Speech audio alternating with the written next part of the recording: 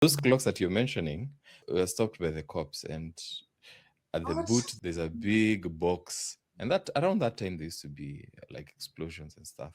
So there's a big box of, of timers ticking, and the cops don't know what is this. So you can imagine how interesting that that was. Chess 960, it's very interesting. If you have your opening prep, it will not help you. Some people always complain, oh, I was caught in the opening, I was ABCD. So it's pure raw chess. So we are thrust into leadership because we had that conviction. We did not make many friends, but we were not about making friends. I think we started battling from the day we got into the day we got out. Many will look back and say, oh, these guys were XYZ, XYZ. But you can't look at one side of the chessboard and make conclusions. But we have got no energy to start giving them the other side of the chessboard.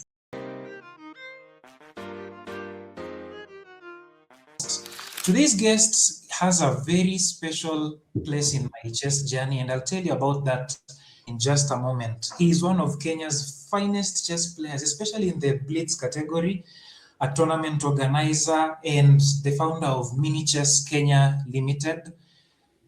He's has also been the chairperson of Kenya Chess Association previously, and we'll cover that in a few. The guest I'm talking about is the one and only Githinji Hinga. Welcome, welcome, welcome, sir. Thank you so much, and thanks for the work that you're doing. This is Thank you. we need this, highlighting the chess stories, inspiring people, and all that. So keep it up, and honored to be a guest at your show. All right, so glad to have you. Thank you for making the time. I don't know if you remember this, but you organized my first ever chess tournament. That was way back in 2014 or I think 2015. I was in Form 1 or Form 2 there, back in St. Patrick's High School. Does that ring a bell? Yeah, absolutely. In fact, I think we did 2 visits up to E10. This is the Pawns to Yeah, Kings Chess Club, right? that's Yeah, right. and it was Shem and your headmaster big about chess. Yeah? It's really cool. It shows you how you plant a seed over 10 years ago. 10 years, Mhm. it what can come out of it. So True. yeah, we did a big drive. That's when I was with the federation. When I say we, I had a great team with. Of course, I was a team leader, so I had a great team. We had a landscape of chess that maybe you unrecognizable now, but then schools did not have chess, and even the perception of the game of chess was very different. Your school was one of like about 40, 50 schools that we personally, as the office, traveled. We did excursions to Western, to North Rift, to Central, to Mount Kenya, but we didn't go to Coast because there was a vibrant community there. So we needed to activate some chess there. So it's great to hear that the fruits are coming up, and a big shout out to my team members who actually most of them financed from their pocket and their time. So it was really good because you had to jumpstart chess. Chess was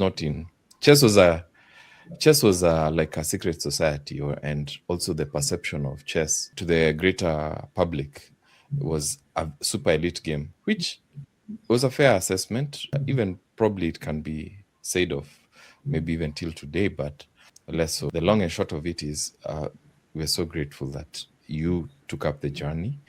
And I will say we did visit so many schools, even over 50 schools, handing chess sets, telling teachers, hey, it's how this thing. I remember some schools we used to go to, and as the national officials who looked so young, and we used to be kept waiting for like 2 hours, 3 hours. That time we have a journey to move, waiting for the principal who comes and tells us we have got no time for chess, none. And besides, this is a game that's played in the bars, and that perception barrier, that was a real problem. So anyway, I'm more than happy to hear that you're still continuing that journey. I think chess is a lifelong gift, so happy that you're pushing it forward. That moment was very, very memorable. I remember you arrived very early in the morning at around 7 a.m. You had is it a silver or a black fielder, which was filled with chess equipment. It was the first time I ever saw a chess clock. Those, those Hey, those previous chess clocks, they're not the digital ones like this, they're the ones, the analog ones. Funny story, yeah. Yeah. Uh, you know those things, eh? There was a time that we were going to organize a tournament. Was it somewhere, maybe Nakuru? I can't remember. But those clocks that you're mentioning were stopped by the cops, and at the What? boot there's a big box, and that around that time there used to be like explosions and stuff. There's a big box ticking of timers ticking, and the cops don't know what is this. So you can imagine how interesting that that was. But yeah, that was foreign. Most new guys wouldn't even know what an analog clock is and what a flag is. So when Melhul says flag, you guys don't understand. Yeah. That's very interesting. But before we come to this level of chess development, let's backtrack a bit. I'm very curious to understand, how did this chess bug bite you? I believe you've been in the chess scene for almost over 15 years, if I'm not wrong. Okay, well, in the true scene, I got in at around 2006. But before that, I learned how to play, or rather, I was introduced to the game thanks to a gift, a gift of chess, you know. So I got a gift of a chessboard and a chess book from my cousin, who's a little older than I am, when I was 5 years old. And I think those were the only ingredients we needed. Okay, because it was me and my elder brother that we needed to get started. So we had the book, we had the time, we had the curiosity. The game in itself is fascinating. So that was in the mid 80s. Can tell how old we are. So in the mid 80s, right? Yeah. And yeah, chess was fascinating. We played among each other. Those chess was like for superstar status. For Kasparov and Karpov, they used to have their matches around that same time. So it used to come to the in the news. So we were like, hey, we're playing the same game as these guys. We can follow the game. It used to come in the news and in the newspaper. So yeah, so that caught our fascination. Played in primary school, but there was a dead end. Yeah, because yeah, I was the primary school. I was one of the best in the chess, but there was Hey. no continuity. Yeah, so primary school. Then I was fortunate to live close to the University of Nairobi, and we had YMCA. So the top players used to. I just stumbled onto them. I used to play table tennis. So as I'm walking by, I see, hey, some chess players here. Started playing. I thought I was very good, but they were way better. But I only used to observe and just maybe play one game after a couple of hours. Then fast forward, now I'm an adult. Used to play chess casually, and then I meet the Kenya national team in 2006 at the Seasons restaurant in town. They were actually gathering as they prepared to take a flight to, was it Italy or Spain? I can't remember which one. But the national team in national team colors. So you just walk into the restaurant and then you find guys playing chess in tracksuits. You ask them, "Hey, what's the plan here?" Oh, we are waiting for the rest of the team. We are flying to, I think it was Turin. Yeah, it was Italy. We're flying to Italy to play chess for Kenya. And I'm like, what? You mean chess is you can play chess for Kenya? You know me, I was like, chess is like cards or Ludo, or no offense to Ludo or cards, but but I'm like, wow, this sport is actually it's major and you can play for Kenya. And I was like, okay, fine. I latched onto them, connected with them. That was Kinasinge. There's a guy called Alex Makatia, the late. I think Ben Guk was in that team, if I'm not wrong. Anyway, used to spar with them, but I went through a miseducation of chess, but only made it to the Kenya national team after 5 years or so. Yeah, yeah. So that's the journey in a not a nutshell, though. I'm sure that experience, just seeing those national team colors, just Yeah. really captivated you. Because for me, as I was starting out, our patron and also my class teacher, Shem Vilembwa, he used to give us tales of, you just want to travel this world and earn very good cash and meet many new people, travel to new countries. Chess is your ultimate ticket. You just need to be a good player, and the necessary documentation will be handled. And then you'll be out here. People, Like he created this blissful atmosphere of chess, and that got me really, really interested. Then shifting to you, I'm sure that just seeing the national team colors, and then these guys, I've seen them here, they are going to play outside the country. It must have had an impact. Oh, definitely. It's very inspiring to see people actually leaving the country. In fact, my majority of my flights are chess related. Yeah. So as I said earlier, chess was like a secret society. You see, I have to actually walk in and find the chess players. And because it was not widespread, actually, it was like maybe one or two, three clubs deep in 2006. Hardly any tournaments, hardly anything organized. Yes, we had a federation. However, it's not like what you see today. Today we are almost actualizing, almost, but yeah. So yeah, I'm just happy that I made it for the journey. And then fast forward, you also qualified for the national team. But before you get to the national team, what was the kind of prize structure then, if any, in the local tournaments? What was there for someone to expect, say, in the national championship? Hmm. You know, it's not even a matter of a prize. The question is, I think between '06 and maybe 2012, we probably had like two or three Kenya national championships. It was not a regular happening. I hope you can appreciate that before long back then chess was like a fringe sport. It was not like what you see it today. It came from somewhere. So in terms of prizes, I have to go back to the archives, but I don't see that. I think just the achievement of having Kenya national championship in itself was a win. It's not about prizes. Yeah. That's interesting. Tell us about your first, Yeah. I think, your first international assignment. Actually, that was also my first time on a plane. My first assignment was in 2011. I qualified for the All African Games. That is to where? To Maputo, Mozambique. I had so qualifying.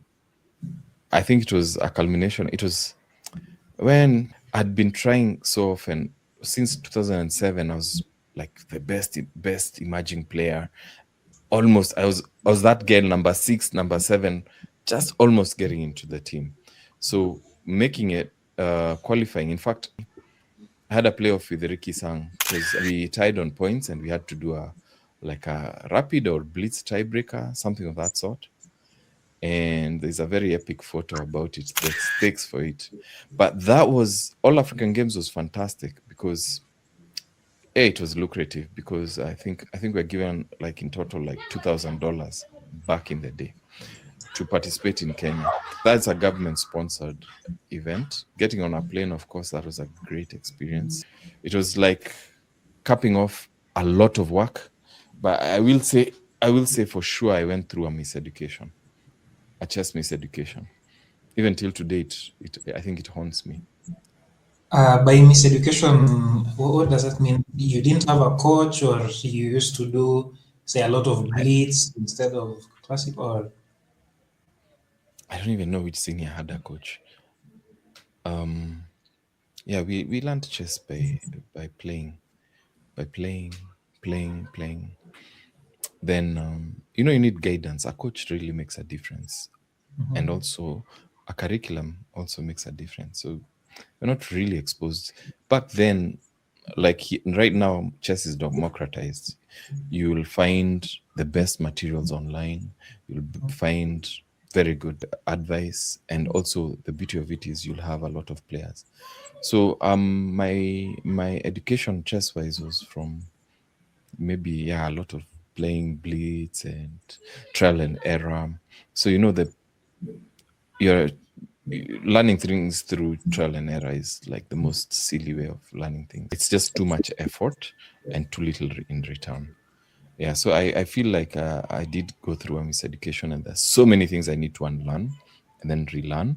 But now, as I've had a stint of like a few years coaching, and I unlearn and relearn and see like a pathway to how to better learn chess. I've been exposed to great chess programs, and yeah, clearly we were. I think this country has grandmasters who are hidden. I'm happy with the federation. They've done a very good job bringing top level trainers, and I think the results are there to for you to see the evidence. Yeah. But that notwithstanding, you've Mm. won so many tournaments. Like I've even lost count.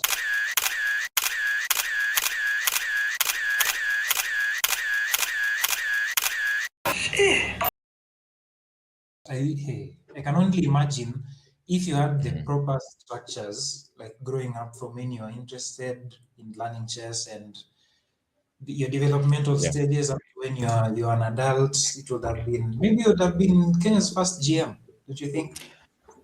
Uh, shoulda, woulda, coulda, but the beauty of it is Mm. now what could have worked.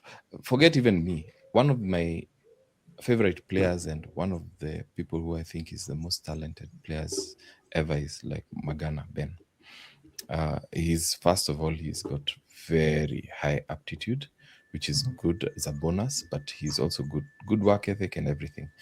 I know many people, even in the past, will have become GMs, but that is in the past. Yeah, Leo Peter, I don't know what the word is, Sion Dwele or what. Now going forward, now going forward, what probably the opportunities we did not have now, since we know, and also now there's a new generation of young uh, juniors who are coming up. Let's guide them, let's give them the support structures, let's nini, and hopefully even in our lifetimes we can achieve grandmasters. I think it's a very possible. In fact, there was a time back when there was a bet. Somebody made a bet and said Kenya cannot make a grandmaster in 5 years. Some of us were just thumping that we are so hard we can become grandmasters in 5 years. 10 years, 11 years later, we are not grandmasters for sure. We've hardly gained 100 yellow points from from that time we were thumping our chests. But I don't think that bet can be made.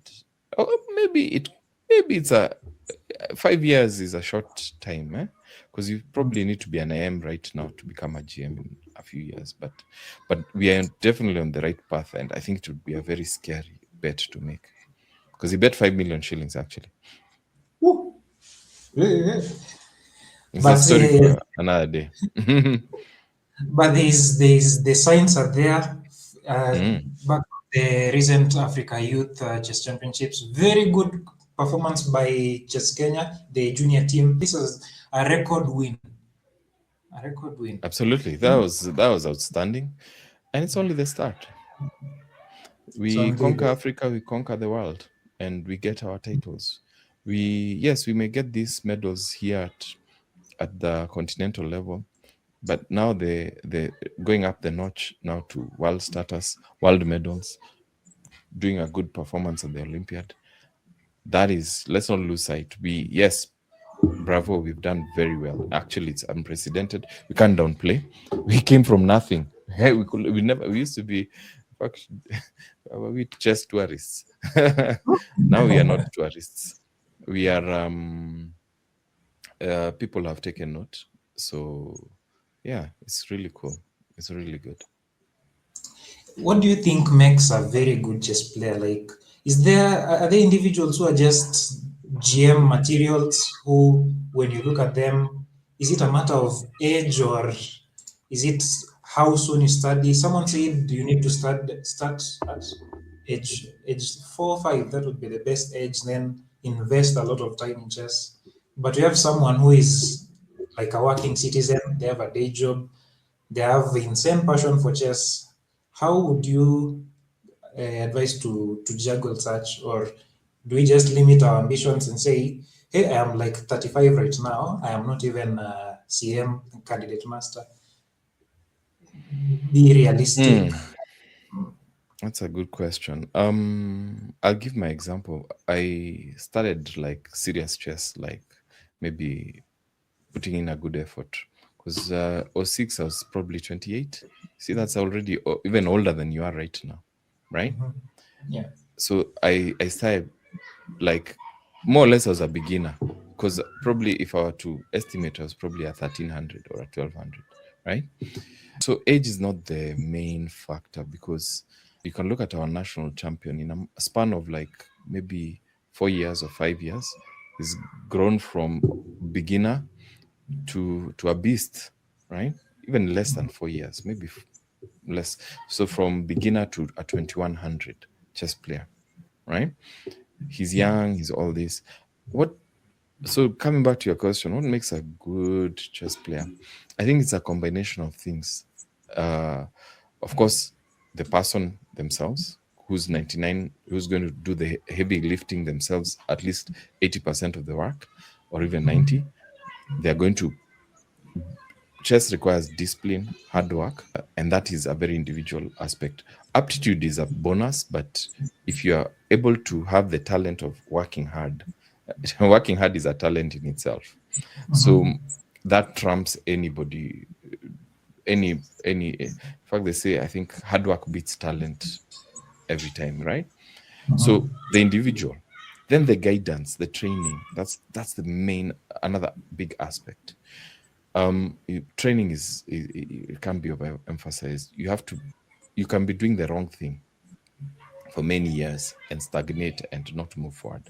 So training is very important, and that's why things like the curriculums, the grandmaster trainings, even just leveling up your training, right? So training. Another aspect is, of course, support from financially and whatnot, because chess is expensive to go through the ranks, to play, to go to tournaments. Tournaments are expensive. To go abroad to get these titles, so there needs to be like a financial element to it, and that's where maybe to bridge that gap, the federation, the the home, the parents, and whatnot. So it's like a perfect storm to become a good player. One thing that helps a lot is like in the leagues, some teams like one thing that really accelerated my training was joining KCB chess team for sure, because we got training, we got funds. Going for tournaments was not a big deal. If you are not attached to maybe a financial sponsor, there's no way you will go to. It's you'll have to pick your tournaments, and also having a vibrant chess scene, which I think there's an A plus in Kenya. I think Kenya is one of the few countries who just we clog up the chess results. Our chess results is just exploding, right? Because we have events every single weekend and lots of activity. So it's you need a perfect storm for things to work out. But for Kenyans, there's no excuse right now. You have the know-how, you have the events. Well, the money to nini, maybe that might be an issue. Maybe that's something else. But yeah, quite a number of things you need. All right. We'll come to organization in just a bit, but so I'm imagining this scenario. You've invested in a lot of individual effort, as you've said, you've invested cash, time, a lot. Then you go to an event, pumped up, you're doing your best, and then you get the sharks, the real dinosaurs who just maul you back back to back, not very good results. How do you recover from that? And on the flip side, you are one of the finest chess players. You've said it yourself, and history has proven you've won so many events. In fact, I read somewhere that while you are growing up, you won all the games. You beat everyone in your estate, and you got bored of chess because there's nothing anymore to win. From the perspective of a coach now, how do you just keep yourself down and grounded that I'm not yet there, there's still more to come, and also resilience? Yeah, have long-term goals, because even the bumps on the road right now, they are not. It's not a finality. If you have a long-term strategy, very long-term. I want to my first milestone right now. I'm 1400. My milestone is to get to 2000, maybe in 2 years or 3 years or 2 years. Blah blah blah. Even the losses that you're being mauled right now, they are teaching you something. You have to learn from your mistakes, analyze, and move forward. But just have a long term perspective. If you just look near term, oh, I've been hit, you'll quit. You'll quit. Chess is, I read somewhere someone saying chess is the most brutal psychological sports ever. I think it's very brutal. Tears, tears, tears. We have a lot of tears. As an organizer, I've seen so many tears, and those tears can not only from juniors, even from seniors. I'm sorry to laugh at seniors, but Big it's people true. cry. Tears. We have a lot of tears. Huh? Big Yeah, people cry. yeah. Hey, people crying, people throwing the pieces up and down, shouting. Like me, I always shout. I'm like, when someone makes a move that I'm like, I missed, I feel so disappointed in myself. I bang the table and it's so unsportsmanlike. It shows a lack of restraint and I apologize.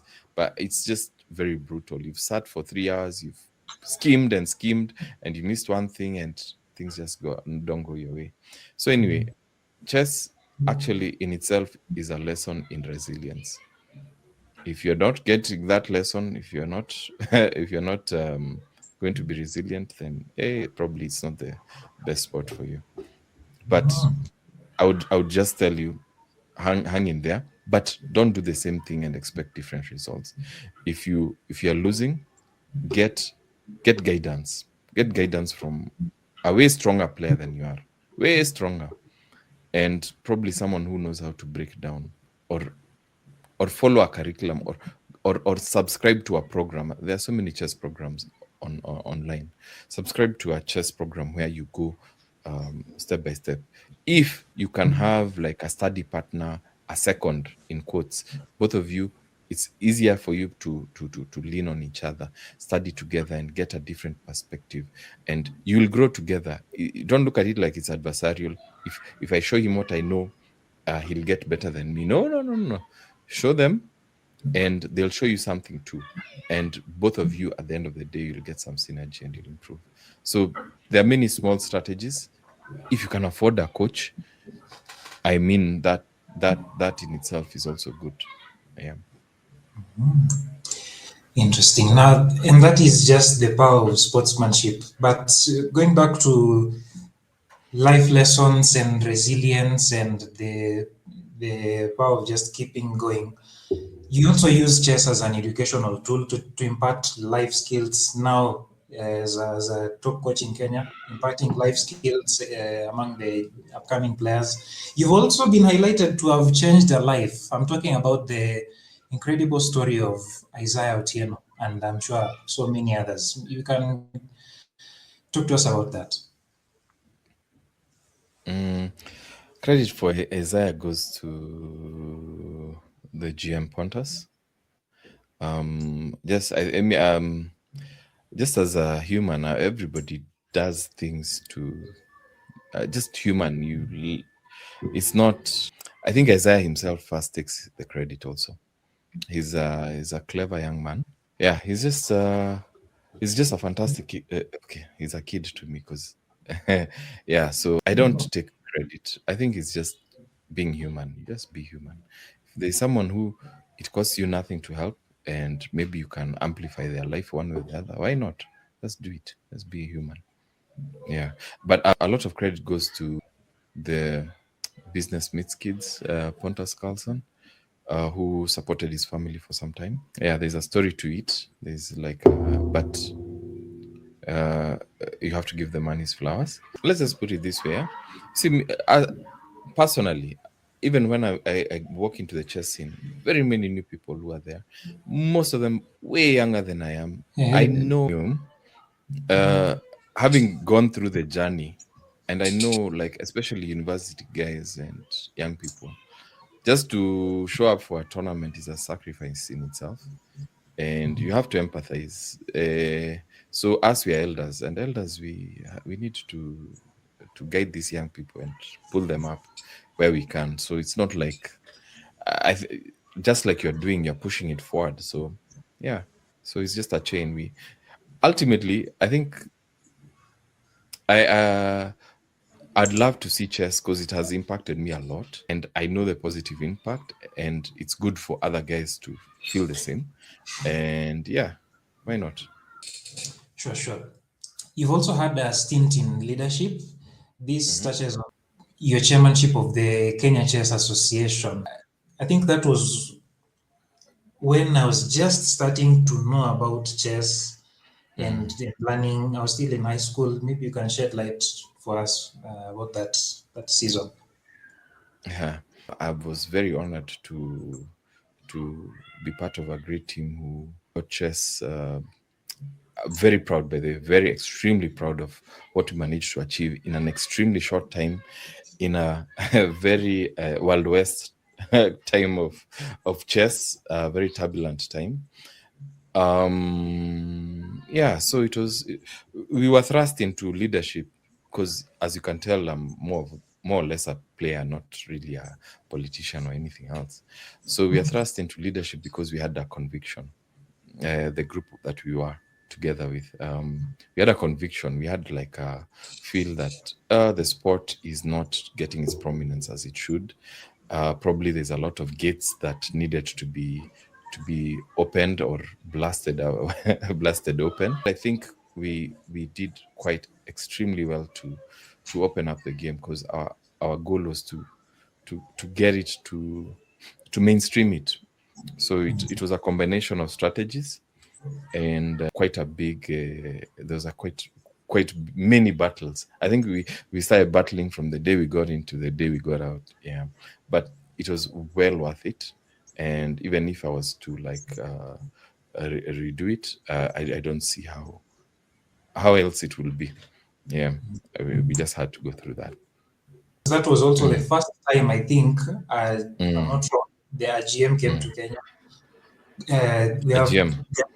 GM Gary Kasparov, multiple time Mm, world champion among the mm. gods of chess. I also Yeah. saw Grandmaster Maurice Ashley, the world's Hmm. first African American Grandmaster. He's based in the US. It really played a big part opening up the Kenyan chess scene to the world. We also had the Kasparov Chess Foundation. You'd like to shed more light about that? Well, they supported. We had a problem. We had a big problem in terms of the sport was not, as I said, it was not well supported. For years, we used to have chess as a fringe sport. So what do I mean by a fringe sport? Especially the junior section. There wasn't support from the government at all, as in the juniors had to fend for themselves, the federation had to fend for themselves. So you find that that kept the federation really small in terms of, I mean, it was like a ecosystem. You only have so many people who can afford tickets. You have been invited for World Youth, which you've been going for since the year 2000, but only a number of few people who could afford it, and the federation could only like maybe not, no excuses, but they are not getting support from the government, right? Which is a crime, which is really sad, because for anything to work, you need finances. You need finances, and if the government wasn't supporting, who then the next best thing is the players themselves, and those players oftentimes they came from a part of the community. um, Even if truth be told, that community, those who could afford, they probably were stratified in maybe areas where they lived and maybe other things. So our conviction came in because we felt like the game is not democratized. We need it to be democratized, and that's why we got into offices. We agitated. We actually had a quote like, "We want to Kenyanize the sport," in quotes, bring it to the mainstream. Yeah, so there was a lot of challenges. So as I told you, we had problems, and the government, for one, was at those days was not very supportive, especially of the juniors. Yes, they used to give us Olympiad tickets, but they never used to give World Youth tickets or junior tickets. So Kasparov Foundation, we got into office at a time when there was politics, international politics that was going on. The 2014 was the year that Garry Kasparov was running for the election of the World Chess body, and at the same time, the incumbent who had been there since I think '97, Kirsan Ilyumzinov of Russia, he had been there for ages. And so when we got in, we kind of disrupted the whole support system with both candidates. As during election time, both candidates had their promises and whatnot, but the foundation and Garry Kasparov himself came to Kenya, made a pledge, was on our TV. We told him our problems, and our problems were: we don't get support. We need the game to be widespread. We need to capture the imagination of the Kenyans. We need the game jump started in areas where probably it was never there before. And of course, for chess to grow, we needed chess sets, we needed exposure, we needed top talents to come in and show us the way. We needed personnel like arbitration. Even if you want to have things like rated tournaments, you need an arbiter who's federated. You need the know-how. So we had no infrastructure, especially at the junior scene. And the junior scene was actually our main target, but also by extension, the senior scene also needed some propping. So yeah, the landscape of the juniors, hey, it was a fight. So to every time that you disrupt something, there's always resistance to change. And you'll sometimes find that the resistance to change comes from the most unexpected regions, but those are just growth pains which we had to bear. And I'm so proud of the guys who we worked with, because we achieved a first, I think in 2014, where we took the Kenya's first junior chess team comprising of Kenyans. So when I say comprising of Kenyans, previous to that, it was not Kenyans. 99% or 90% of the team was not Kenyans because they couldn't afford it.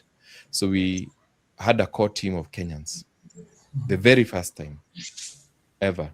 And we took them to Durban, South Africa for World Youth. And it was heavily supported by the Kasparov Chess Foundation, now that you've mentioned it. Before that, when we just immediately got into office, we found that we had so many challenges. So we made a very bold step. We said that chess we should not take a team for international junior duties if we cannot afford it. If we cannot afford to take Kenyans to represent Kenya, then what business are we doing? So we said, we pulled the handbrake and we said, no, we are not going to go to international tournaments until we figure out how we can find financing for our junior teams, and comprising of Kenyans who cannot afford, because it's not helping us taking kids for 20 years who are not playing back to the sport, who are not Kenyan in the first place. So that decision, it got us into a lot of trouble. First with the ministry, are very unexpected, with the International Federation, with the Africa Federation, with our local, the people who were probably enjoying from they're getting the customers from the local scene. Anyway, this is a long winding story. Maybe it can be a 3-part series, but the long and short of it is, we disrupted. We were called to the office of the minister, and we were told that decision of stopping international tournaments is misguided. The International Federation did not like it because many don't know we had a very dysfunctional International Federation, very extremely. It was just a train wreck. So the International Federation most of its money used to come from FIDE fees. So if you go for World Youth, you'll pay for FIDE fees. You go for a tournament, they shave on top. So they used to tax activity. So for you to so it was just upside down. So anyway, long and short of it is we did not make many friends, but we were not about making friends.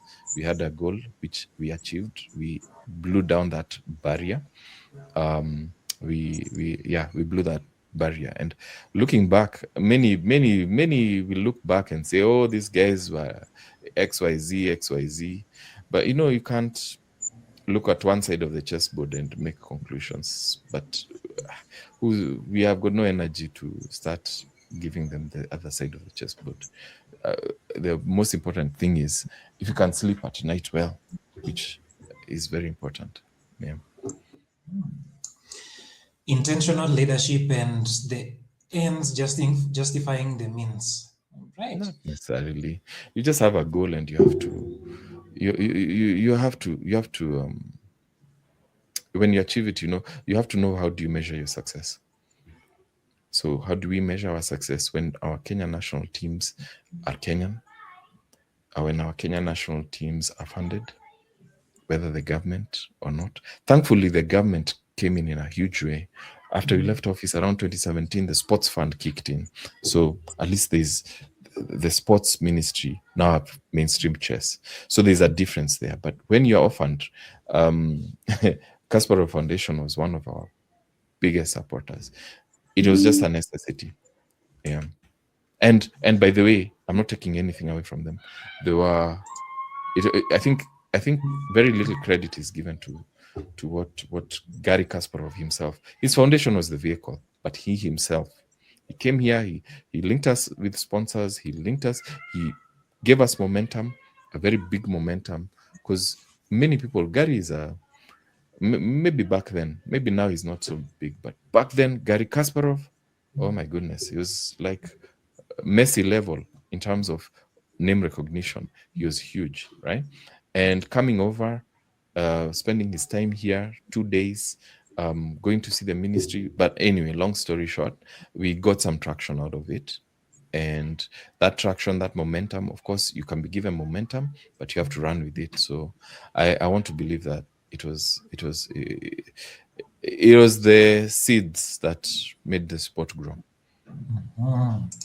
And ultimately redefined chess, which is what this podcast and this space is all about. Unique stories, but Mm. essentially going behind the story behind the headlines, just getting Yeah. it from the horse's own mouth. And speaking of redefining chess, you redefined the landscape of equipment. I'm talking about Mini Chess Kenya Limited. Talk to us about how you founded that in 2015 and up to what it has become today. Yeah. In effect, miniatures really started.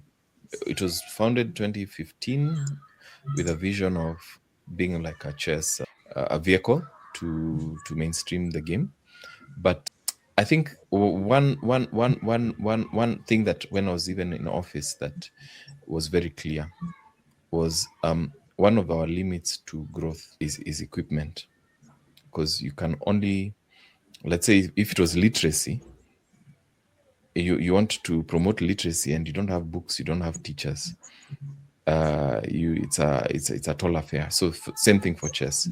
Chess had, in fact, during our tenure as chess admin officials, we were very hard pressed. Chess equipment was too expensive and few and far between. Yeah, it's like a forgotten market. So yeah, one of the reasons of even asking Gary Kasparov for chessboards. Actually, our big ask was to manufacture them here, but long story, some inefficiencies. It's easier just to get the chessboards. So mini chess was born out of, in the back of our minds. Also, there was a delivery of a curriculum, which was also required some structures, but it was very fuzzy. But ultimately, we started the operationalized in 2017. In 2017, but it's founded maybe 2015. So Mini Chess is a company which is a chess company which supplies equipment, supplies, does training of trainers. We undertook a lot of training of trainers. Also delivered, is a partner for social CSR. We've done so many CSR things. One that I'm really proud of was this chess in slums and chess in public primary schools. 2018, 2019, delivery of curriculums. So those are the things that they complement the growth of the sport, also creating employment and the likes. Yeah. So I'm very proud of the team because we work with we're basically teammates. So I'm proud of the team. We have made great strides. In fact, one of the proudest things is some of even the guys who we started out with right now have huge academies. Even after COVID, I think I worked for one of them, which is really cool. Yeah, so that you empower someone that they can come back and help you. Yeah, which is that's the general theme. It's you're better together. If everyone is going up, you're good. Ah, that's very commendable, the growth. And personally, I'm a proud customer. This is not an ad. I'm a proud customer of miniatures for the longest. In fact, this demo board you're seeing behind me, I bought it from Githinji. This Yeah. study board I bought from Miniatures Kenya. Thank you, and This we thank you. these clocks, these ones are quite rare nowadays. Mm. This this one we have, this other one. All these are bought from Miniatures. This one is not. I've not been sponsored to say these nice words, but what I like you, about we sponsored you, or I'll give you. I'll look for some money and give you after this. what I'm kidding. I'm just kidding. I'm joking. I'm joking. Yeah, yeah. what I No, like but about we appreciate it. We appreciate it. what I like about Miniatures is that you can order online. They have a catalog. You just available on WhatsApp and also on the website. You just say, I want this board. The specs are already outlined. Order and it's delivered to you. How did you decide to redefine this and why specifically chess equipment? Why not books? Chess Base India is niched in books. You are in equipment. There are some who are niched in training. No, I think it's as I told you, chess became a huge part of yeah, it's a big part of my journey. Even define. In fact, most people know me as Githinji, that girl of chess. As in I have other aspects to my life, funny enough, but chess is prominent, right? I think it was a natural progression to get into the biz. And yeah, I wanted to step very far away from politics, chess, what not.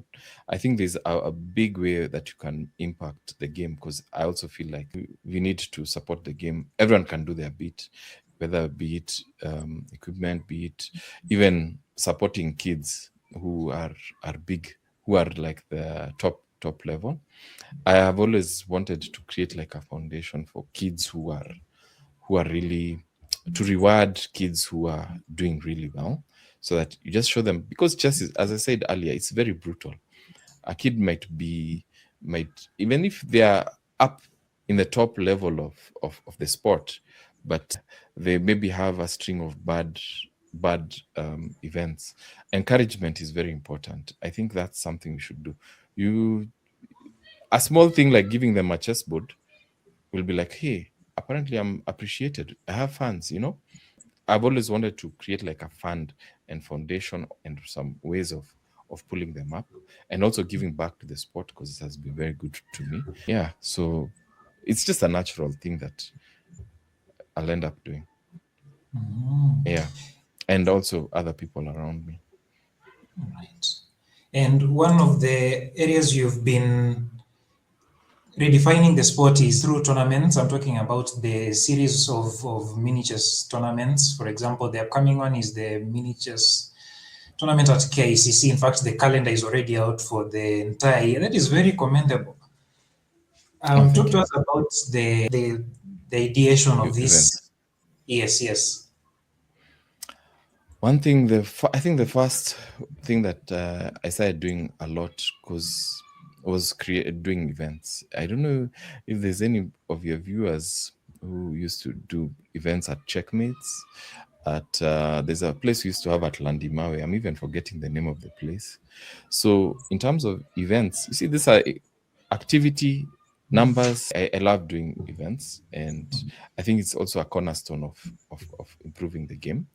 So we are very fortunate to have a rapport with the KICC, who is the premier. In terms of venues, I don't know if it can get any better than KICC. It's a beautiful venue. It's iconic.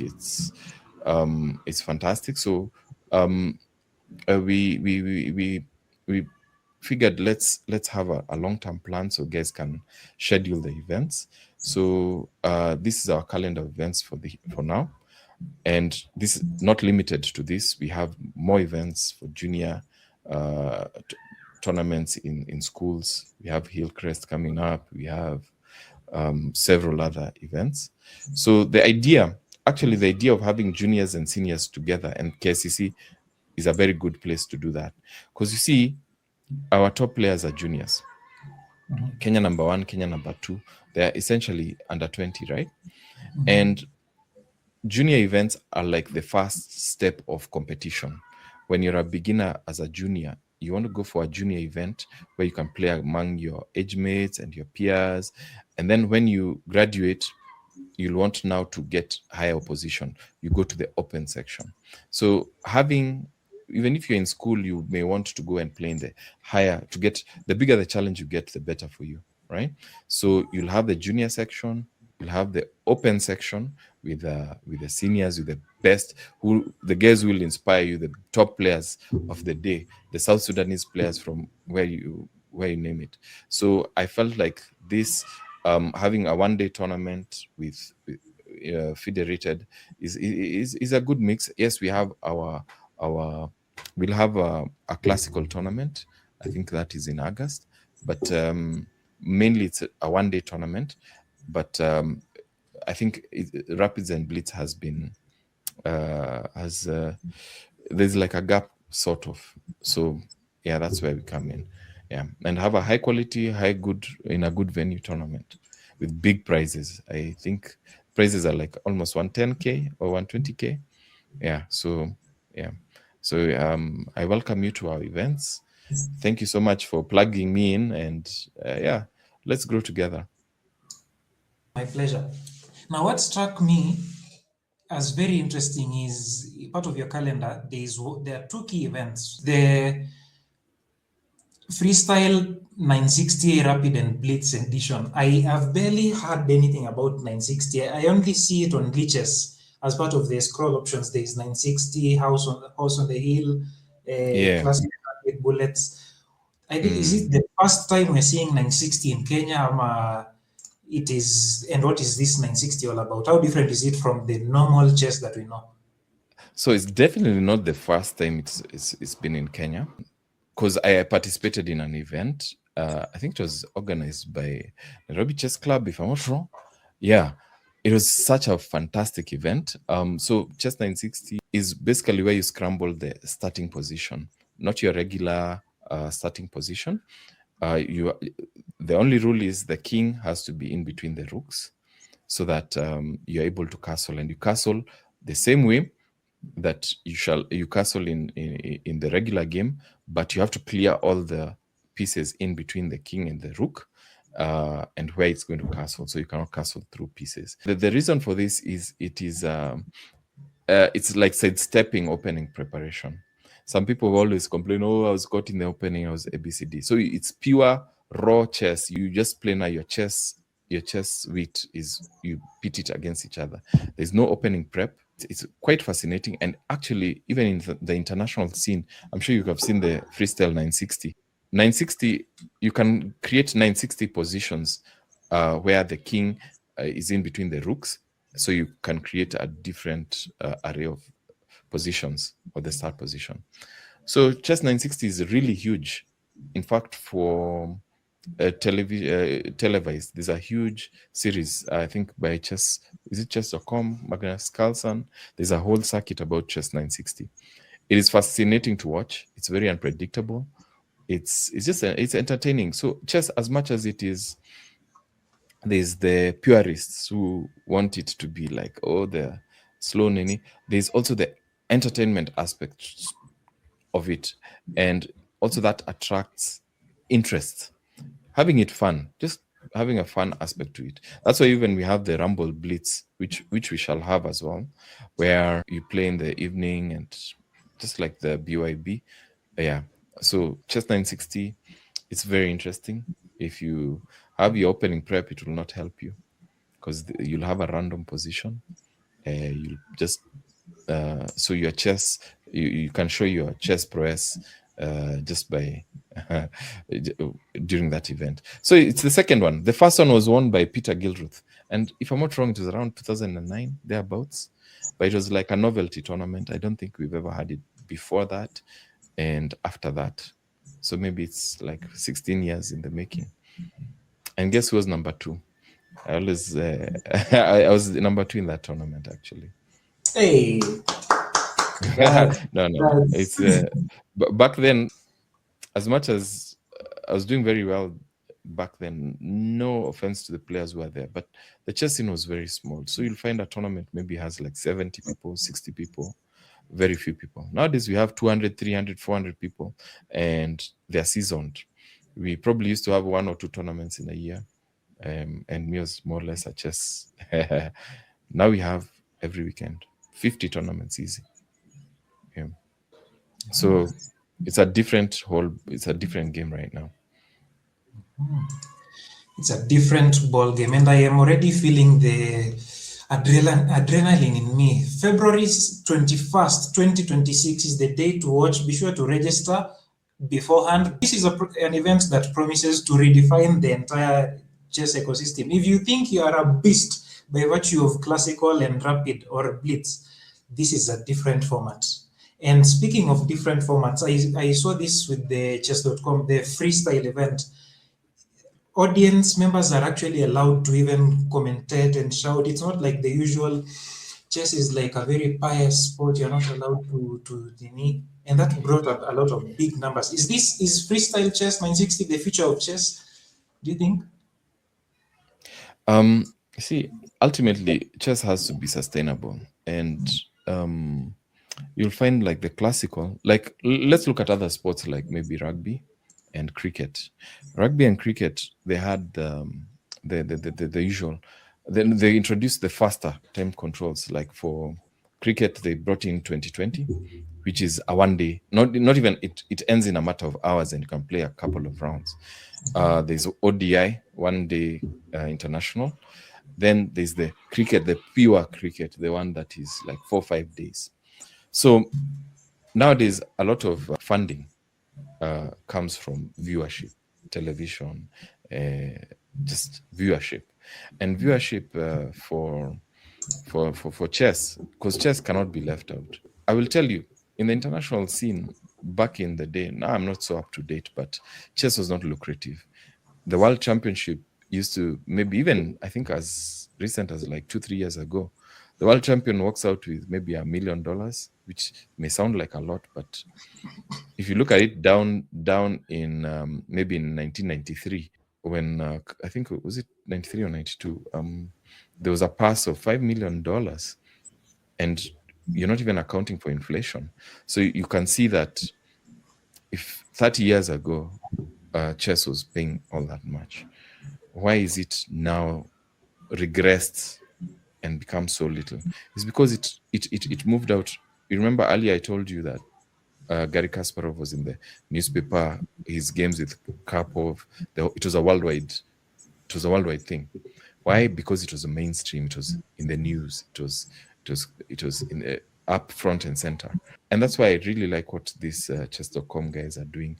They're now trying to woo back the sponsorship money from. And how do you make it? You make it attractive by making it as palatable to audiences, because numbers is everything. So I foresee the future of chess is faster and more excitable, and to the wider public. And yeah, so purists We love classical. I love classical. It's fantastic. It's great, but we have to go with the times. Classical has its time, so does faster. Maybe even one day bullet chess will become will become. Maybe I'm laughing now, but maybe in the future, guys will be playing bullet tournaments. Right now it's more or less blitz, but yeah. So it's more or less sponsorship and all that. But if you want to improve classical and blitz, too much blitz is not. In fact, blitz or any game in itself without training, analysis, and maybe a second is not helpful.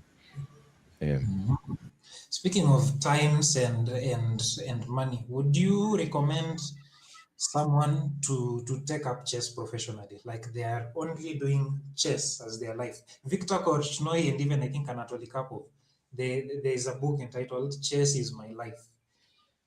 Back during the Soviet times, there are people who are actually paid by the state to do chess, full-time grandmasters. Is that situation applicable right now? And niching down to Africa or Kenya, is it feasible as a career option? It's very interesting. As a player, of course, we are like now we have big prize funds um, where the winner wins a car worth 1.4 million. There are tournaments every day with 100,000 shillings and all that. But the reality is, in most sports, 1% of the participants make 99% of the money, right? So it's a lottery. You have to be extremely good and dedicated to it. But that said, even the money that you get from chess, is it worth it? This will be controversial a little, but if you want to see like the world champion in chess is earning maybe, or the top earner in chess is earning maybe like 3 4 million dollars in a year, right? That's the number one, the apex. If you look at it, maybe the top dentist will earn much more than that, multiples of that. The top, you know, doctor, or even not the top doctor, just an average doctor will earn that. So you see, you have to look at it in the wider perspective. Yes, you're a good chess player, you're excellent, you're fantastic, but you're also in college and you're doing medicine, you're doing whatever it is that you're doing, or even if you're a coder or you're doing something, right? Um, if you can sustain yourself and your ambition is to sustain yourself and to put food on the table and ABCD, yeah, chess can probably do that because we have very, very good packages, especially for the league in Kenya. But if you look at it long term as a career, you first have to pass the threshold of, I think, a GM or an IM or a GM where you're at such a high level. But as a trainer, trainers, especially in Kenya, they earn they have a very good earning relative to the population. They it's not bad. I don't know, I'll admit as a trainer, but the amount of let's put it this way: the amount of input to become a GM, an IM to make good money. Even the world number 1 to 20 maybe make most of the money. World number 30 downwards, they're not making so much money. And then the unfortunate thing is they're experts at chess and not experts at something else. And you need a fallback plan. And one big pitfall that I find, even personally, I made, maybe that's a story for another day. Most young people doing is they they forgo their schooling, they forgo other opportunities, and just put all their eggs onto the chess basket. And yes, it may pay off, but oftentimes, no, I wouldn't advise for it. If you're young, if you're 15, you're 12, 13, 14, this is the best time for you to actualize your chess. By the time you exit at 20, when you need to adult, and if you are at a good level, or even maybe 25, if you're at a good level that you can have that off ramp into chess, you need something else to balance it out. So in not so many words, maybe I'm talking here like a father, right? Um, chess is good, but just have realistic expectations. Right. Now, as we are winding up, allow me to pick your mind as an organizer. There's been a raging debate in the Kenyan chess scene concerning Hmm. tournaments and specifically prize fund. For those who don't know, we have two sections in chess. We have the open and ladies section. Of course, there's the juniors, but the main ones, open and ladies. Open is whereby both ladies and gentlemen can play together, but ladies section is specifically dedicated to the lady, to the female gender, to help bring up their numbers and their interest. But there's been a point of disagreement, if I can call it that. Some quarters say open section gets a lot of prizes because, of course, there are many players, and organizers tend to give the ladies section much lower prizes. The argument is there are not so many ladies, so why put in a lot of funds in that? At the end of the day, it's a business for some. What's your take on equal prize funds versus being realistic in chess tournaments as you organize? Hmm. First, let me let me tell you something. Organizing chess tournaments is if you are going to go into it like a business, I'm so sorry. It is most hair raising, most brutal, most I think it's something you do as a passion and as the financial risk, especially for open tournaments, is crazy.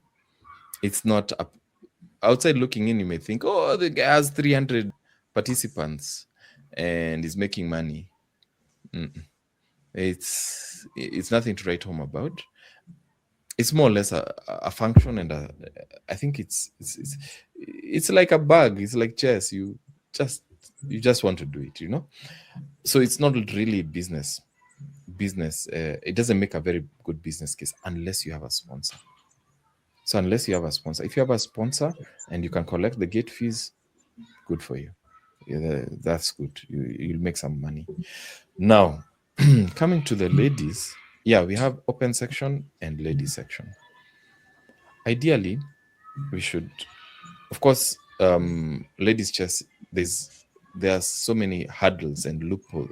They need to be encouraged because, especially at an older age, the ladies chess is quite difficult. There are many barriers, some nefarious, some just the nature of our society.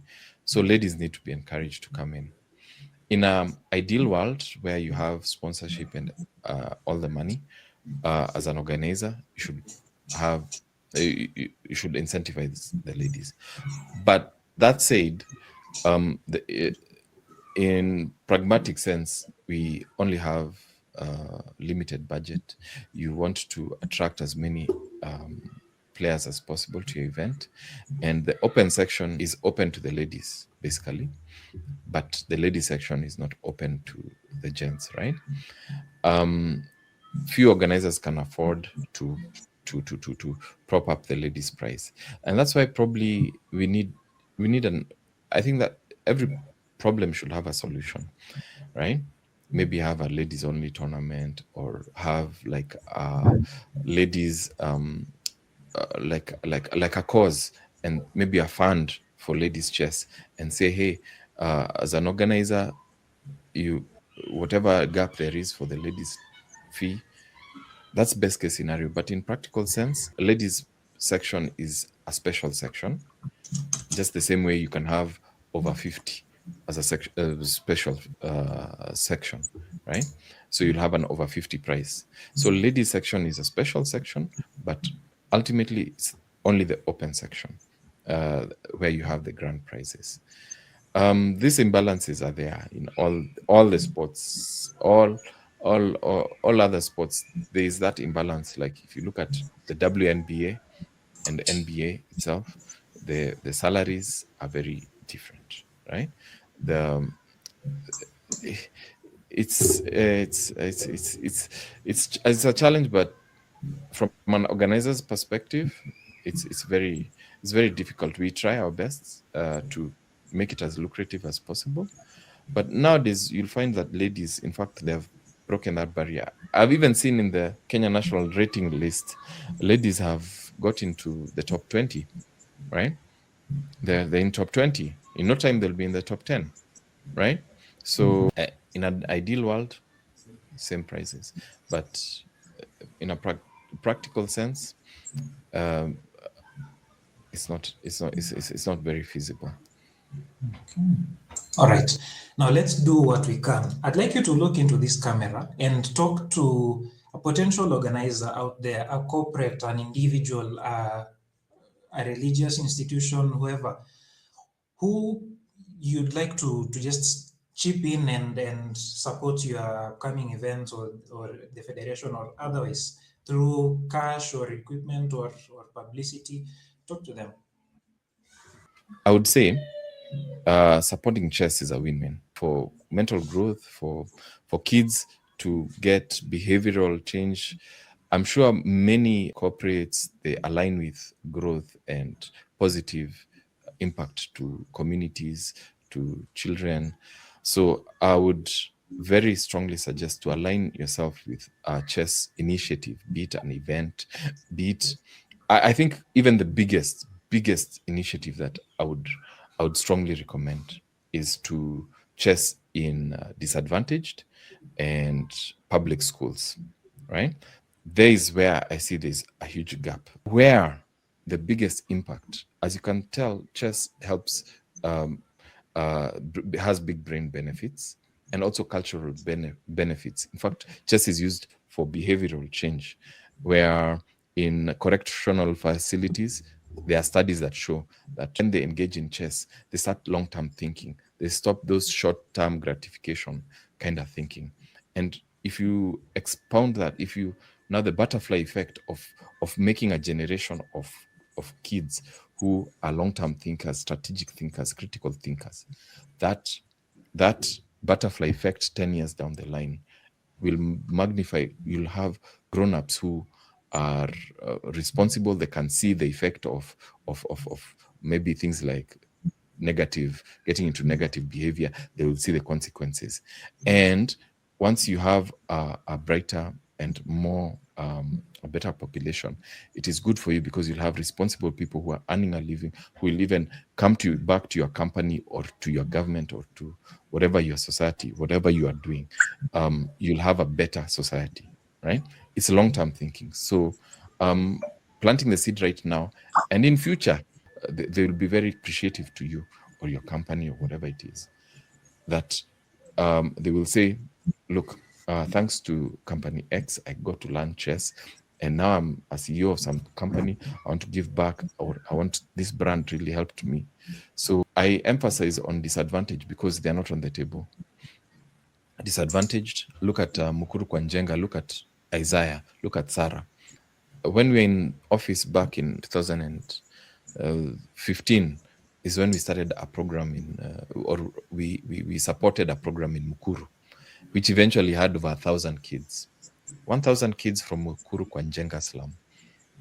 Many have, even I had never visited Mukuru Kwanjenga. I had no idea how slum life was.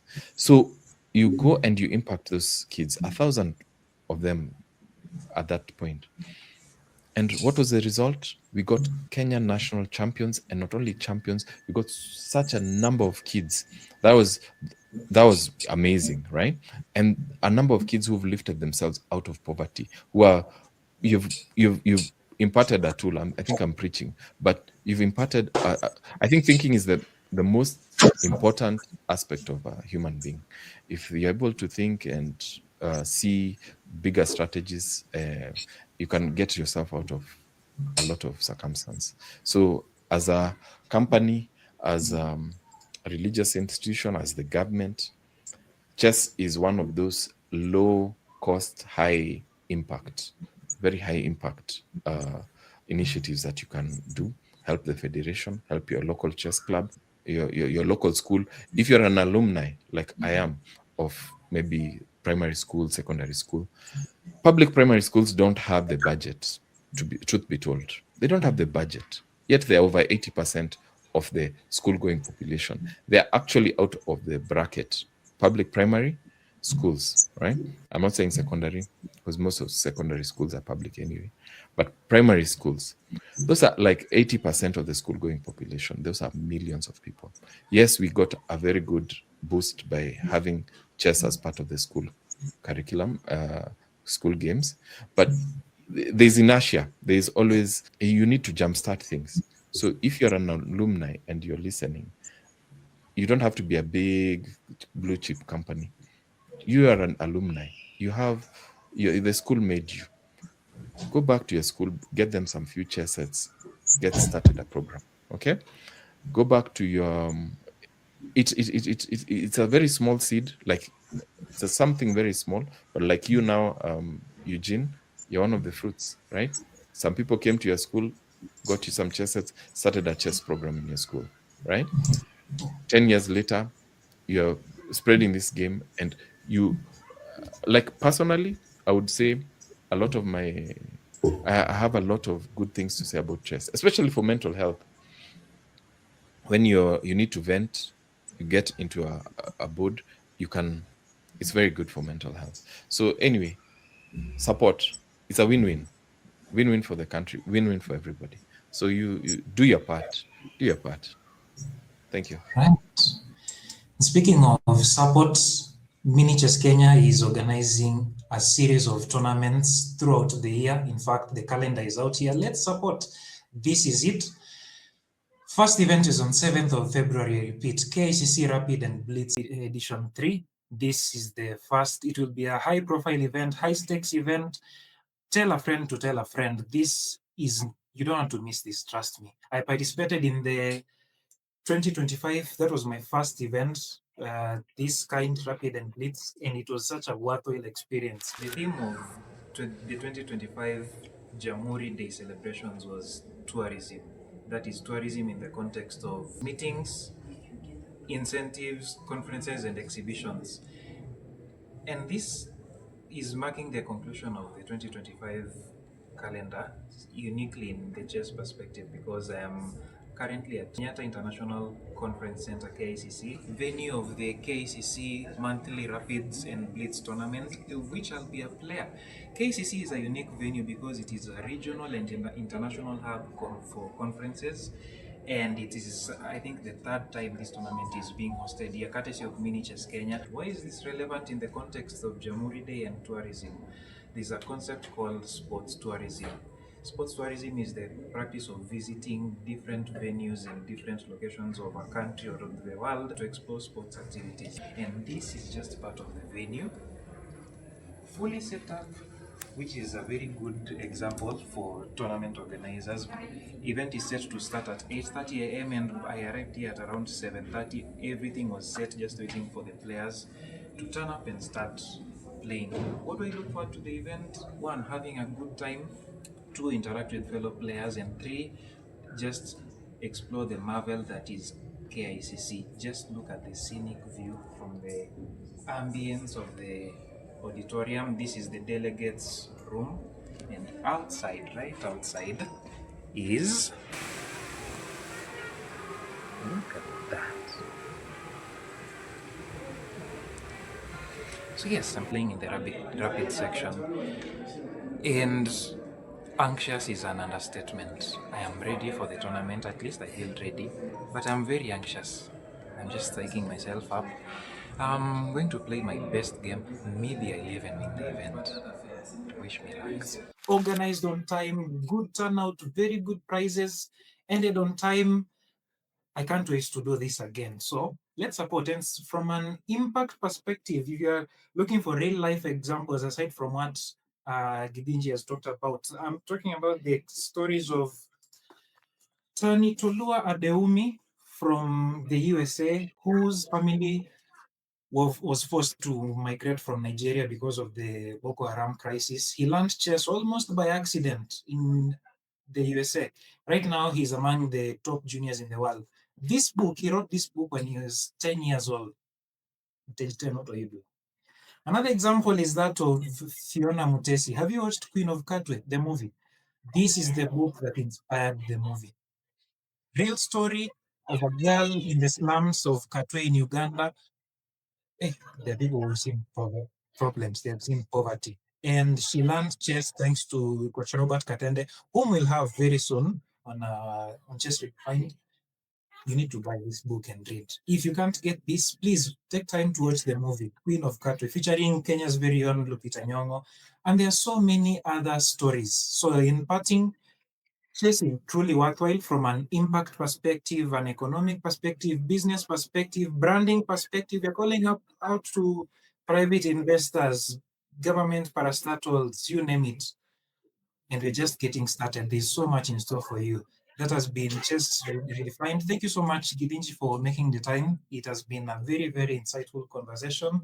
Looking forward to the upcoming tournaments this And year. and thank you so much for inviting me. And like and subscribe your channel. Even just sharing it. Those small things, butterfly effect, I keep saying, they make a difference. So keep up what you're doing, Eugene. And please, please, please, just stay on it. Let's keep spreading this. This game is a win-win. It's that simple. Yeah. So let's spread the gift. Thank you so much. Thank you. Thank you so much for making the time. See you on the next one. Bye.